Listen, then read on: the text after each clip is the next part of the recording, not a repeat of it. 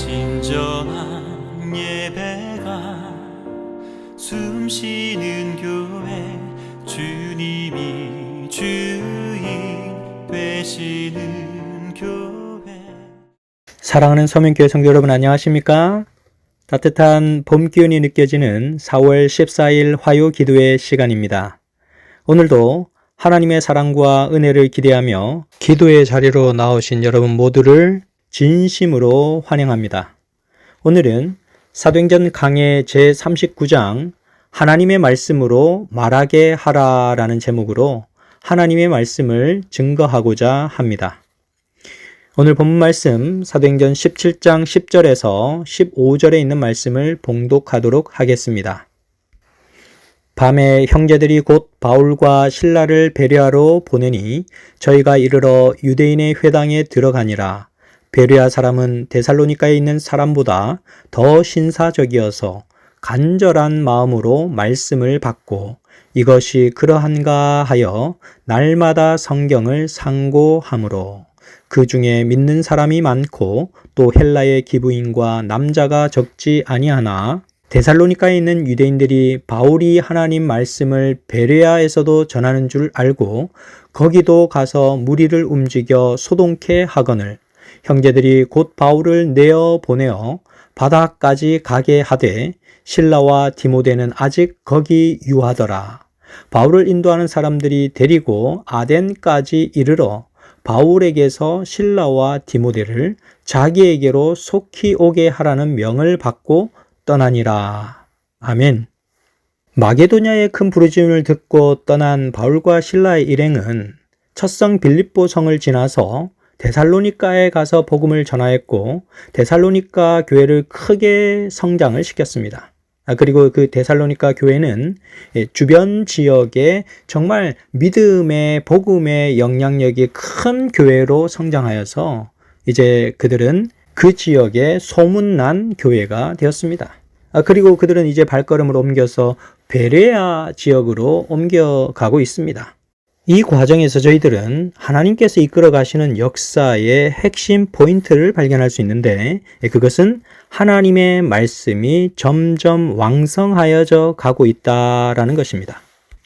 사도행전 6장 7절 말씀을 보시면 하나님의 말씀이 점점 왕성하여 예루살렘에 있는 제자의 수가 더 심히 많아지고 허다한 제사장의 무리도 이 도에 복종하니라 라고 말씀하고 있습니다. 예루살렘이 부흥할 수 있었던 요건도 하나님의 말씀이 사람들의 생애 가운데 생생하게 작용하고 있었던 것입니다. 그런 일이 초대교회에 일어날 수 있었던 것인데 바울의 제2차 선교 여행에서도 유럽 지역의 복음화는 하나님의 말씀의 부흥이었습니다.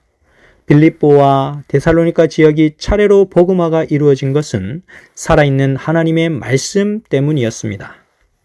데살로니가에 하나님의 말씀이 부흥하고 있었을 그때에 유대인들은 깡패를 동원하여 바울과 실라를 핍박하고 복음을 전하지 못하게 하는 일이 발생한 것입니다.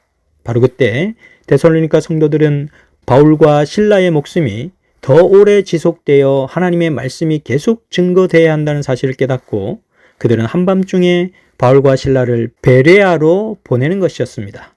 바울과 실라를 실제로 베레아까지 인도한 사람들은 바울 때문에 끌려갔다가 돈을 주고 나온 야손과 믿음의 형제들이었습니다. 그래서 야손과 그의 형제들은 바울에게 권면하기를 바울 선생님, 저희들이 큰 고통을 당했습니다. 바울 선생님도 여기에 계시다간 더 큰 화를 당하실 것입니다. 지금 빨리 떠나십시오. 저희들이 가시는 길을 안내해 드리겠습니다. 이 큰 길을 따라서 쭉 2, 3일 걸어가시면 베레아라는 도시가 나옵니다. 그곳에 가셔서 이 생명의 복음의 말씀을 증거해 주십시오 라고 말하는 것이었습니다. 바울은 어디를 가든지 늘 유대인의 회당을 먼저 찾았는데 그 이유는 청중들이 많이 모이는 장소이기도 했지만 흩어져 사는 유대인들에 대한 각별한 애정이 있었던 것입니다. 하나님을 믿는다고는 하지만 예수 그리스도를 믿지 않는 그들에 대한 불쌍한 마음이 있었던 것입니다. 베레아에도 유대인의 회당이 있었습니다. 사도 바울이 베레아의 한 회당에서 복음의 말씀을 전하는데 복음의 말씀을 듣는 자들의 뜨거운 열정을 느낄 수가 있었습니다. 첫째로 베레아 사람들은 데살로니가 사람들보다 더 간절히 말씀을 사모하는 사람들이었습니다. 베레아 사람들은 다른 어떤 지역의 유대인들보다 성경이 모든 판단의 절대 기준이라는 생각을 가지고 있었습니다. 사실 데살로니가 사람들도 하나님의 말씀을 간절히 사모하는 사람들이었지만 이 베레아 사람들은 데살로니가 사람들보다 더 간절히 말씀을 사모하는 사람들이었으므로 정말로 하나님의 말씀의 뜻대로 살고자 하는 사람들이었습니다. 그런데 그들은 사도 바울로부터 복음을 들었을 때 사도 바울이 전하는 말이 정말로 성경에 근거를 둔 것인지를 살펴보았습니다. 그들의 눈은 반짝반짝거리며 진리의 말씀에 갈증을 느끼고 있었습니다. 여러분, 설교자가 언제 가장 행복한 마음을 느끼는지 아십니까? 말씀을 증거할 때에 하나님의 말씀에 대한 갈증을 갖고 눈이 반짝반짝한 사람들을 바라볼 때 가장 행복합니다. 베레아 사람들이 그런 사람들이었습니다. 하나님의 말씀 한마디 한마디를 기록하면서 그 의미를 깊이 묵상했고 그것이 사람의 머리에서 나온 것인지 성경에 그 근거를 둔 것인지를 부지런히 살펴보는 사람들이었습니다. 성경을 모든 것의 판단 기준으로 삼는 그들의 삶을 보게 되는 것입니다. 베레아 사람들을 바라보는 사도 바울의 마음이 정말 기쁨으로 요동치는 것입니다. 예전에 어느 목사님께서 중국 선교를 다녀오셨는데 중국 선교를 다녀오신 이후로 중국 선교의 매력에 푹 빠져버렸다는 말씀을 들은 적이 있습니다. 하나님의 말씀을 얼마나 사모하는지 하나님의 말씀을 전하는데 그 말씀을 연달아 5시간, 6시간 강의를 하는데도 얼마나 집중하여 주의 깊게 듣는지 목사님도 덩달아 힘이 나서 하나님의 말씀을 힘차게 증거하고 돌아왔다는 말씀을 들은 적이 있습니다. 재림교회 성경주석 11권 385페이지에는 이렇게 기록하고 있습니다. 베레아 사람들은 성경을 연구하는데 성화된 지성을 활용했으며 영감의 말씀이 메시아가 고난받고 다시 살아날 것을 말하고 있음을 발견했다. 증거를 면밀히 연구하여 진리를 발견하면 새로운 가르침을 받아들임으로써 그들의 신실함을 입증했다라고 기록하고 있습니다. 베레아 사람들은 말씀을 예리하게 관찰했지만 말씀을 절대 논쟁의 대상으로 삼지 않았습니다. 그들은 말씀 앞에서 그들의 주장과 고집을 내세우지 않았습니다. 그들은 하나님의 말씀 앞에서 겸손하였습니다. 말씀을 통해 예수님께로 인도되지 못한 채 지식이 축적되면 매우 까다로운 그리스도인이 됩니다. 그런데 베레아 사람들은 그렇지 않았습니다. 하나님의 말씀이 그들의 삶의 심령에 임하면서 따뜻하고 겸손한 마음을 가진 사람들이 되었습니다. 선지자왕 626페이지에는 이렇게 얘기합니다. 하나님의 말씀으로 마음에 말하게 하라. 유전과 인간의 이론과 금원만을 들어온 자들로 하여금 영혼을 새롭게 하여 영생을 얻게 할 수 있는 하나님의 음성을 듣게 하라라고 말씀하고 있습니다. 그들은 하나님의 말씀을 통해서 하나님을 진지하게 만났습니다. 그 말씀 속에서 그들은 하나님의 음성을 들었습니다. 그러므로 그들은 말씀을 통해 인격적인 하나님을 만난 것입니다. 두 번째로 베레아 사람들은 더 온전하게 순종하는 사람들이었습니다. 11절 말씀에 베레아 사람은 데살로니가에 있는 사람보다 더 신사적이어서 간절한 마음으로 말씀을 받고 이것이 그러한가 하여 날마다 성경을 산고함으로라고 기록하고 있습니다. 그들은 하나님의 말씀을 간절히 사모하였을 뿐만 아니라 더 온전하게 순종하는 사람들이었습니다. 그 결과 베레아에서는 큰 성령의 부흥이 일어났습니다. 사랑하는 성도 여러분, 우리가 온전히 하나님의 말씀에 순종할 때 하나님께서 일으키시는 부흥이 우리에게 이르러 온다는 사실을 꼭 기억하게 되시기를 간절히 바랍니다. 사도행전 232페이지에는 이렇게 기록하고 있습니다. 복음의 진리가 선포되는 곳은 어디나 정직하고 바르게 살고자 갈망하는 사람들이 부지런히 성경을 연구하게 된다. 만일 지상 역사의 이 마지막 장면에서 시험하는 진리가 선포되는 것을 들은 사람들이 베레아 사람의 모본을 따라 날마다 성경을 연구하고 그들에게 전파된 하나님의 말씀의 기별을 비교하면서 연구할 것 같으면 오늘날 비교적 소수밖에 없는 곳에 하나님의 율법의 교훈에 충성하는 큰 무리가 있게 될 것이다 라고 기록하고 있습니다. 데살로니가에서는 복음의 말씀을 듣고 헬라인들과 기브인들이 믿음을 받아들였지만 유대인들은 믿음을 받아들이지 않았습니다. 그러나 이곳 베레아에서는 유대인들과 헬라의 기브인과 남자들도 믿게 되었다라고 기록하고 있습니다. 12절 말씀에 보시면 그 중에 믿는 사람이 많고 또 헬라의 기브인과 남자가 적지 아니하나라고 기록하고 있습니다. 데살로니가보다 더 폭발적인 성령의 부흥이 일어난 것입니다. 왜 그런지 아십니까? 그들에서의 삶에서의 온전한 순종이 드러났기 때문이었습니다. 이것이 바로 성령께서 큰 일을 일으키시는 촉매제입니다. 여러분, 제가 한번 퀴즈를 내보겠습니다. 데살로니가에서 복음을 받아들인 헬라 기브인과 베레아에서 복음을 받아들인 헬라 기브인의 차이점은 무엇이었을까요? 두 쪽 다 헬라 기브인이 하나님의 복음을 받아들였다라고 기록하고 있는데 12절에 그 중에 믿는 사람이 많고 또 헬라의 기브인과 남자가 적지 아니하나라고 기록하고 있습니다. 이것이 바로 베레아에서 믿은 헬라의 기브인들의 특징이었습니다. 그들은 남편의 구원을 위해 간절히 기도하는 여인들이었습니다. 그 결과 남편들이 아내의 사랑의 기도를 통해 예수님을 믿게 된 결과를 성경은 기록하고 있습니다. 하나님의 사랑에 접촉된 사람은 사랑하는 사람을 위하여 기도하지 않을 수 없게 되는 것입니다. 베레아에서 말씀을 받아들인 그 기브인들은 말씀을 듣는 것으로 그들의 믿음이 끝나지 않았습니다.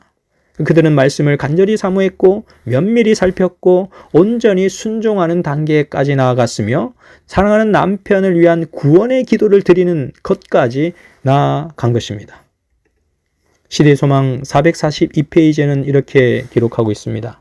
신실한 마음으로 그분의 말씀을 순종하는 곳에 그리스도께서 거하신다.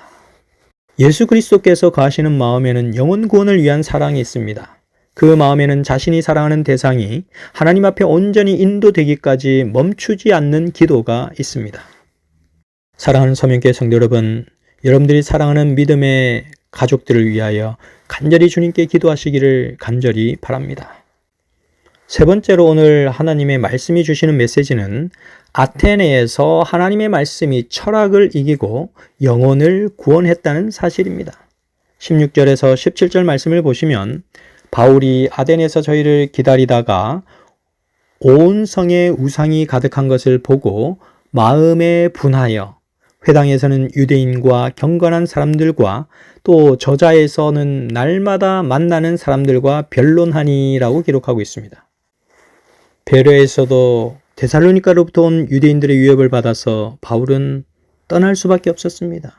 그래서 바울이 떠나서 간 곳이 바로 아덴이었습니다. 아덴은 아테네입니다. 바로 철학의 중심지입니다. 인간의 철학이 우상이 되어 있는 곳이 바로 그 당시의 아덴이었습니다. 소크라테스, 플라톤, 아리스토텔레스 등 이런 출중한 철학자들의 가르침이 삶의 양식이 되어 있는 그런 곳이 바로 아덴이었습니다. 그래서 바울이 아테네에 도착하여서 주위를 한번 쑥 둘러보니까 온 천지에 우상이 가득한 것입니다. 바울은 이런 우상 숭배의 흔적을 보고 가슴을 쳤습니다. 화려한 도시 이 아테네의 문화와 예술과 철학을 보고 감탄한 것이 아니라 탄식을 하였습니다. 왜 그랬을까요? 사도행적 234페이지에는 이렇게 기록을 하고 있습니다. 바울이 주위의 아름다움과 장엄함을 보고 또한 도시 전체가 우상 숭배에 빠진 것을 보았을 때 모든 방면에서 하나님이 수치를 당하시는 것을 알고서 그의 마음은 하나님을 위한 질투심으로 분기되었고 그들의 지적인 교양에도 불구하고 참 하나님을 알지 못하는 아덴 백성들에 대해 동정심을 갖게 되었다. 사도는 그 학문의 중심지에서 그가 본 것으로 인해 미혹되지 않았다. 그의 영성은 하늘의 사물의 매력, 곧 결코 쇠하지 아니할 풍성한 기쁨과 영광에 매우 생생히 집착되어 있었으므로 주의 장엄함과 화려함은 그의 눈에 아무 가치가 없게 보였다라고 기록하고 있습니다. 여기에 사도 바울의 솔직한 심정이 나타나 있습니다. 사도 바울은 입술을 깨물고 복음을 신속하게 전하기로 결심합니다. 특히 에피쿠루스 학파와 스토아 학파의 철학자들에게 복음을 전했습니다. 에피쿠루스 학파는 쾌락주의자들이었고 스토아 학파는 금욕주의자들이었는데 그들에게 하나님 없는 지성, 하나님 없는 지식은 우상에 불과하다는 것을 선포하였습니다. 아테네 철학자들은 그들의 논증으로 바울을 이길 수 없음을 깨닫고 아레오바고로 가서 자세히 성경 말씀을 가르쳐 줄 것을 요청합니다.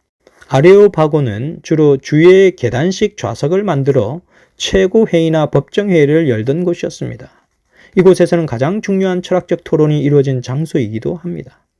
그래서 바울은 아레오바고로 가서 논리정연하게 놀라운 복음의 말씀을 전하게 되는 것입니다. 사도행전 237페이지입니다. 이 엄숙한 책임의 시간에 사도는 평온하고 침착하였다. 그의 마음은 중대한 기별로 무거웠고 따라서 그의 입술에서 흘러나오는 말은 그가 한간 말쟁이가 아니라는 것을 청중들에게 확신시켰다. 그의 청중 가운데 가장 슬기로운 사람들도 그의 정연한 논리를 듣고 놀랐다. 바울은 자신이 그들의 예술작품, 문학, 그리고 종교의 정통함을 나타내었다. 백성들은 참 하나님의 특성, 곧 그분의 창조력과 주관하시는 섭리에 대한 바울의 열렬하고 논리적인 설명을 듣고 경탄하여 넋을 잃었다라고 기록하고 있습니다. 사도 바울은 아레오바고에서 복음의 말씀을 증거했는데 그곳에서는 주로 그곳 사람들이 이미 갖고 있는 객관적 자료에서 많은 인용을 하였습니다. 그들의 신전에 적혀있는 알지 못하는 신이라는 문구를 갖고 창조주 하나님을 설명하기 시작한 것입니다. 기원전 430년에 아프리카 이디오피아에서 시작된 전염병이 그 당시 아테네 전역을 휩쓸었기 때문이었습니다. 역사학자 투키티데스가 필레폰네소스 전쟁사의 기록을 이렇게 해놓았습니다. 이 병에 걸린 사람은 머리가 심하게 아프고 눈이 시뻘겋게 충혈된다. 입과 목구멍에서 피가 난다. 기침, 콧물, 흉부 통증이 이어졌고 피부에 붉은 반점이 생겨났다. 병에 걸린 뒤 7일 내외에 죽는다라고 기록하고 있습니다. 그래서 이 전염병은 3년 동안 계속해서 아테네 전역을 휩쓸었고 아테네 시민의 3분의 1이 죽어갔습니다. 그 당시 그리스의 유명한 철학자이며 시인이었던 에피메네스라고 하는 사람이 있었는데 그 에피메네스라고 하는 사람이 이 세상에 있는 각종 신들을 다 모셔다가 제발 이 질병이 사라지게 해주세요 라고 빌었는데 자기가 알고 있는 신들의 이름을 다 적어서 했지만 혹시 빠진 신의 이름이 있을까 걱정이 되어서 알지 못하는 신이라는 글귀를 적어놓고 제단을 쌓아 경배했던 것인데 사도 바울은 아테네에서 그 비문을 발견하고 그것을 복음의 증거의 재료로 삼았던 것입니다. 그들의 신전에 적혀있는 알지 못하는 신이라는 문구를 가리키면서 사도 바울은 여기 보십시오. 에피메데스가 적어놓은 이 알지 못하는 신이 바로 성경이 말하는 창조주 하나님이십니다. 라고 선포한 것입니다. 사도행전 17장 23절에 내가 두루 다니며 너희의 위하는 것들을 보다가 알지 못하는 신에게 라고 새긴 단도 보았으니 그런즉 너희가 알지 못하고 위하는 그것을 내가 너희에게 알게 하리라 라고 선포하는 것입니다. 사도 바울이 또 주목한 것이 하나 있었는데 그것은 바로 에피메네스가 적은 시였습니다. 그 에피메니데스의 시 가운데 크레티카라고 하는 시에는 우리들은 신들 안에서 살고 움직이며 존재한다라는 내용을 썼는데 이 내용을 그대로 인용하여 사도 바울은 사도행전 17장 28절에서 우리가 그를 힘입어 살며 기동하며 있느니라 라고 얘기했습니다. 그러면서 29절에는 너희 시인 중에도 어떤 사람들의 말과 같이 우리가 그의 소생이라 하니 라고 기록되어 있습니다. 이것은 바로 우리가 하나님의 자녀라 라는 말씀을 증언해 주고 있는 것입니다. 그러므로 사도행전 17장 29절에서 30절 말씀을 보시면 이와 같이 신의 소생이 되었은즉 신을 금이나 은이나 돌에다 사람의 기술과 고안으로 새긴 것들과 같이 여길 것이 아니니라. 알지 못하던 시대에는 하나님이 허물치 아니하셨거니와 이제는 어디든지 사람을 다 명하사 회개하라 하셨으니 라고 기록하고 있습니다. 그 결과 소수의 사람들이 마음을 열고 예수님을 영접하게 되었는데 아레오바고의 관원이었던 디오니시오라고 하는 사람, 정말 저명한 인사였는데 그 디오누시오라고 하는 사람이 바로 회심하여 주님을 영접하게 되었고 다마리라는 여인과 또 다른 몇몇 사람들이 예수 그리스도를 개인의 구주로 영접하게 되었습니다. 사도행전 242페이지의 말씀을 보시면 하나님께서는 당신께 신뢰를 두는 이들에게 그들의 최고의 기대 그 이상을 이루어 주실 것이다 라고 약속하고 있습니다. 사랑하는 서명교회 성도 여러분, 하나님께서는 하나님을 의지하며 간절히 기도하는 사람들에게 최고의 기대 그 이상을 이루어 주시는 분이십니다. 그 하나님을 꼭 기억하시면서 여러분들의 인생의 어떤 문제와 어떤 기대와 어떤 비전을 가지고서라도 하나님께 간절히 기도하게 되시기를 간절히 바랍니다. 이제 우리 머리를 숙여 기도하는 시간을 갖도록 하겠습니다. 사랑과 은혜가 충만하신 하늘아버지, 오늘 이 저녁 죄로 하여금 머리를 숙여 하나님의 임재를 간절히 바라볼 수 있도록 은혜를 주셨으니 감사를 드립니다. 특별히 주의 사랑하는 아들 김기호 장로님과 조선영 집사님 가정을 기억해 주셔서 날마다 그곳에 하나님의 사랑이 깃들 수 있도록 도와주시고 특별히 조선영 집사님의 회복과 건강함을 위하여 우리 하나님 역사하여 주시기를 간청합니다. 아버지 하나님 또한 반미아 집사님과 최근 집사님 그리고 임복심 집사님을 위하여 기도를 드리오니 아버지 하나님 각각의 인생에서 그들이 주님을 높이며 주님을 사랑할 수 있는 뜨거운 마음을 허락하여 주시고 더욱더 주님께로 가까이 다가가는 믿음의 백성들이 될 수 있도록 인도하여 주시옵소서. 아버지 하나님 특별히 우리가 전반기 전도회로 권영선 목사님과 홍성호 목사님을 모시고 전도회를 진행하고자 하오니 아버지 하나님 성령의 역사로 두 종들을 붙들어 주시고 말씀을 준비할 때에 성령의 역사가 임할 수 있도록 인도하여 주옵소서. 오늘도 주님만을 바라보며 열심히 달려온 우리 서면교회 온 성도님들 각 가정을 기억해 주셔서 이 밤에 하나님께 주시는 참된 평안과 쉼이 있는 저녁이 될 수 있도록 인도하여 주옵소서. 사랑과 은혜가 충만하신 우리 구주 예수님 이름으로 기도드렸습니다. 아멘.